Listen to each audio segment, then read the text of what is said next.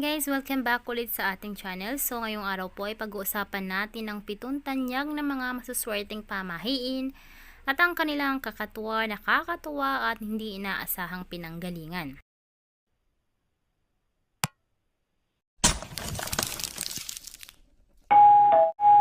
Number 1. Bakit pinagkukrus ang mga daliri para swertihin o para mangyari ang ating hinihiling? Well, walang sino man ang sigurado kung saan nagmula ang ideya ng pag-cross ng mga daliri para sa swerte. Ngunit mayroon daw dalawang maaring totoong teorya, isang pagano at isang Kristiyano.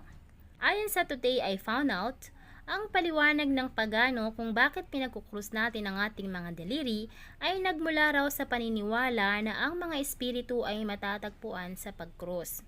Ang ideya ay sa pamamagitan ng pagtulad ng isang pag-cross sa mga daliri ng isang tao, ang isang mabuting espiritu raw ay maaring tawagin upang tulungang matupad ang isang kahilingan para magkatotoo. At ang isa pang teorya ay kapag ang isang tao ay gumawa ng isang hiling, ang isa pa ay ilalagay ang isang daliri upang suportahan sila at mas malamang na matupad ang nais sa pamamagitan ng pagbuo ng isang cross sign. Isang malakas na simbolo kahit pre-Kristiyano.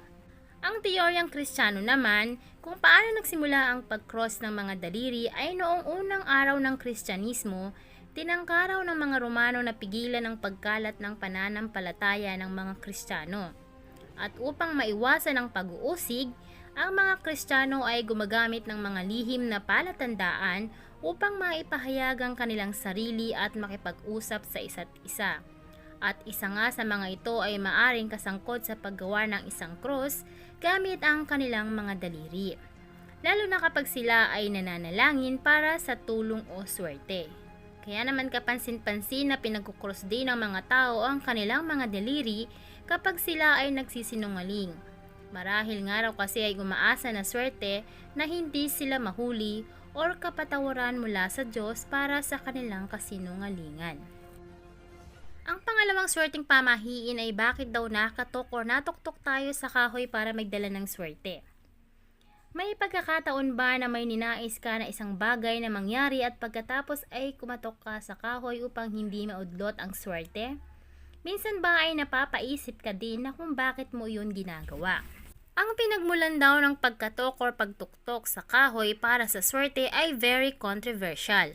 Ang pinakakaraniwang paliwanag dito tulad ng inilarawan sa touchwoodforluck.com.au ay ang pamahiin ay nagmula raw sa paganong paniniwala na ang mga espiritu raw ay naninirahan sa puno. Ang mga tao raw ay kumakatok sa kahoy upang humingi ng masayang espiritu para sa tulong o pasalamatan sila sa kanilang tulong. At tulad ng maraming mga pamahiin, meron ding isang paliwanag ang Kristiyano na ang kahoy ay kumakatawan daw sa krus, kaya kapag hinawakan mo or kumatok ka sa kahoy, hinihiling mo sa Diyos na tulungan ang iyong swerte. Bagaman ang paliwanag na ito para sa pamahiin ay tunog lohikal, ang nowifoundout.com ay may isa pang paliwanag. Ayon sa kanilang pagsasaliksik, ang pinakaunang dokumentado na paggamit ng pagtuktok sa kahoy or hawakan ng kahoy ay nagmula from late 1800s. Para sa paghawak sa kahoy naman at 1905 para sa pagtuktok dito. Pangatlo, bakit ang mga mapalad na tao ay nagdadala ng paa ng maswerteng kuneho? May kilala ka bang sino mang nagdadala ng paa ng isang kuneho na isang keychain o nagsasabit ng isa mula sa rearview mirror ng kanilang kotse? Ngunit bakit ang pagdadala ng mga bahagi ng katawan ng kuneho sa paligid ay magdadala sa iyo ng magandang kapalaran? Ano nga ba ang pinagmula ng kakaibang pamahiin na ito? Ang sagot ay maaring batay sa mga Celt. Itinanghal ng Celtic lore na ang mga rabbits ay maswerte dahil sila ay nabubuhay sa ilalim ng lupa at sa gayon daw ay madaling makipag-usap sa mga Diyos. Ang Romanong reyna na si Boudica ay sinabi na pinakawala ng mga kuneho sa larangan ng digmaan bago magsimula ang isang labanan upang mahulaan kung siya ba ay magtatagumpay o hindi. Ang mga kuneho ay popular sa mga taong nagsisikap na magkaroon ng isang anak dahil sa kanilang sikat na pagkamayabong. Ang mga babaeng nais maglihi ay nagdadala ng isang anting-anting na kuneho daang-daang taon na ang lumipas. Ang ideya ng isang maswerteng kuneho ay kinuha ng mga practitioner ng Hoodoo sa American South. Yun marahil kung saan naganap ang kasanayan ng paggamit ng paa ng kuneho upang maakit ng swerte. Sa ngayon, maraming mga charms ng paa ng kuneho ang aktual na gawa sa fox fur at plastic na mas mahusay para sa mga banis at para sa ating kamalayan. At kahit na wala silang mga kapanipaniwalang mga pangyayari na nakapaligid sa kanilang mga pinagmulan, kung gagawin nilang mas positibo at motivated ang iyong pakiramdam, ay magkakaroon pa rin sila ng isang mabuting epekto sa iyong kapalaran. Pang-apat, bakit nga ba tayo nag-wish bago natin hipa ng mga birthday candles? O saglit lang, make a wish muna bago mo hipa ng kandila. Ito ang isang bagay na madalas na naririnig ng mga bata, ngunit ito ay uri ng kakatuwa, hindi ba? Masarap na makakuha ng isang hiling sa iyong kaarawan. Sigurado, ngunit ano nga ba ang kaugnayan ng mga kandila sa isang cake sa magandang kapalaran mo? Saan at paano nga ba ito nagmula? Ang tradisyon na paglalagay ng mga kandila sa mga cake ay nagsimula raw sa mga sinaunang Greeks na nagbibake ng mga bilog na cakes at sa itaas nito ay nilalagyan ng mga kandila kapag daw nais nilang tanungin ang kanilang diyosa ng buwan na si Artemis para sa kanyang pabor. Ang kumikinang na bilog na hugis ay simbolo raw ng buwan. Bukod pa dito, maraming mga tao ang naniniwala na ang lingering smoke sa taas ng kandila ay nagdadala ng kahilingan sa mga Diyos habang ito ay paakyat sa hangin. Ang modernong araw na tradisyon ng paggawa ng isang hiling at sinusubukan patayin ng lahat ng mga kandila sa isang cake sa isang hingaan lang ay nagmula sa mga pamahiin na ito. Kung makakaya mong gawin ito, matutupad ang iyong nais at magkakaroon ka ng magandang kapalaran sa susunod na taon.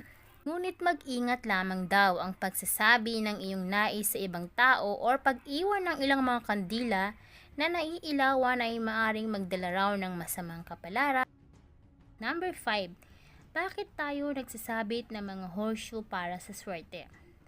Ang mga kabayo ay ginagamit bilang isang maswerteng simbolo sa mga barya, banner at marami pang iba libo-libong taon na. Ngunit paano ang pamahiin ng paghang ng isang horseshoe sa isang pader o sa isang pinto nagmula? Maraming sumusubaybay sa mga pamahiin na bumalik sa isang kwento tungkol sa isang farrier na nangangalang Dunstan na naging arsobispo ng Canterbury noong 959 AD. Sinasabi ng ilang mga alamat na kapag pumasok sa pintuan na may horseshoe, dapat ka ding lumabas sa parehong pintuan. O kung hindi ay madadala mo raw ang swerte ng bahay sa'yo. Ang iba ay nagsasabi na ang topping ng kabayo ay dapat na ipako sa dingding at ang mga punto nito ay nakaharap pataas upang ang lahat ng swerte ay hindi maubos. Ang iba pang mga pamahiin naman na may kaugnayan sa kabayo ay nagsasabi na kung natutulog ka na may isang topping ng kabayo sa ilalim ng iyong unan, sa bispiras ng bagong taon magkakaroon ka raw ng magandang kapalaran sa buong darating na taon. O kung mananaginip ka ng isang topping ng kabayo, nangangahulugan ito na good luck ay paparating na. Pang-anim, bakit nagdudulot ng magandang swerte ang pagputol ng isang wishbone? Ang pamahiin na nagsasabi na kapag tapos ka ng kumain ng manok or pabo, dapat mong putulin ang wishbone. Hayaang matuyo for a while at pagkatapos dapat mayroong dalawa o higit pang mga tao para hilain nito. Medyo kakaiba, di ba? Ang taong nakakuha raw ng pinakamalaking piraso ng wishbone ay ang makakakuha ng isang kahilingan. Napag-alaman na ang pagputol ng isang wishbone ay isang libo-libong taong gulang na tradisyon na mula pa nung panahon ng Etruscan, isang Italianong empire na nasakop ng mga Romano daang-daang taon na bago ipinanganak si Kristo. Ang mga Etruscan ay gumagamit ng mga manok upang mahulaan ang hinaharap sa pamamagitan ng panonood kung paano nila kinakain ang kanilang mga butil. Naniniwala rin sila na sagrado din ang mga collarbone ng mga manok at kapag ang isang ibon ay pinatay, iiwan nila ang collarbone na kilala ngayon bilang wishbone upang matuyo sa araw. Pagkatapos, ang mga tao ay tinatago ang mga collarbones para sa swerte at gumawa ng mga kahilingan sa kanila. Nang sinakop ng mga Romano ang mga Etruska, pinanatili nila ang tradisyon na ito. Ayon sa mentalfloss.com, sinimulan nila ang pagputol ng wishbone dahil sa kakulangan ng sagradong mga manok na collarbones sa pamamagitan daw ng pagputol sa kanila. Mas maraming mga tao ang magkakaroon ng pagkakataon na makakuha ng swerte mula sa wishbone.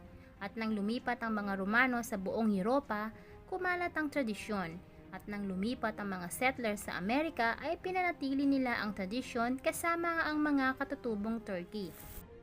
Pang-7, bakit pinupulot natin ang mga pennies para magkaroon ng good luck? Tungkol sa bawat bata na nakakaalam ng chant, find a penny, pick it up, at sa buong araw na iyon ay magkakaroon ka ng magandang kapalaran. Ngunit bakit isang sentimos lamang? Hindi ba magiging mas maswerte kapag $20 bills?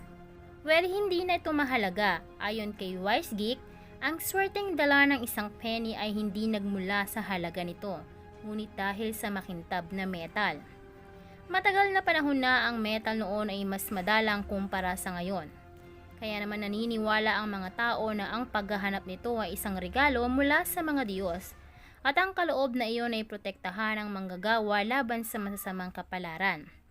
At siya nga pala, ang paniniwala na ang metal ay maaring magdala ng magandang kapalaran ay maaring naging bahagi rin ng dahilan kung bakit ang mga horseshoe ay itinuturing din na maswerteng tulad ng nabanggit sa itaas. Ang ilang mga tao ay nagsasabi na ang paghahanap ng isang penny na may tail side up ay bad luck. Sinasabi naman ng iba na ang swerte ay darating lamang sa iyo kung ibibigay mo ang penny sa ibang tao. At yan na po ang ating 7 lucky na pamahiin na may mga kakatuwa at kakaibang mga pinagmulan. Pero nasa atin naman yan kung ito ay paniniwalaan mo or kung ginagawa mo na nga ba ito, effective ba talaga ito sa'yo.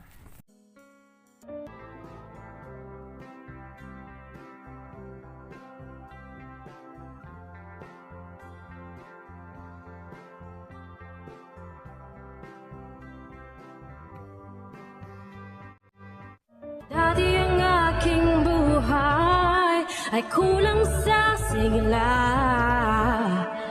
Gandang taglay ko ay hindi nila makita. Ngunit nang ikaw ay makilala, ang beauty ko'y lililingon na.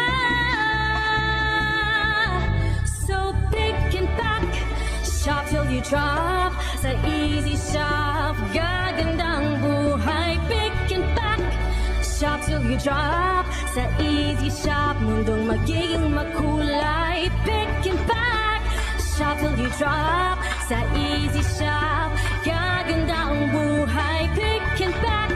Shop till you drop. Sa easy shop, mundong magiging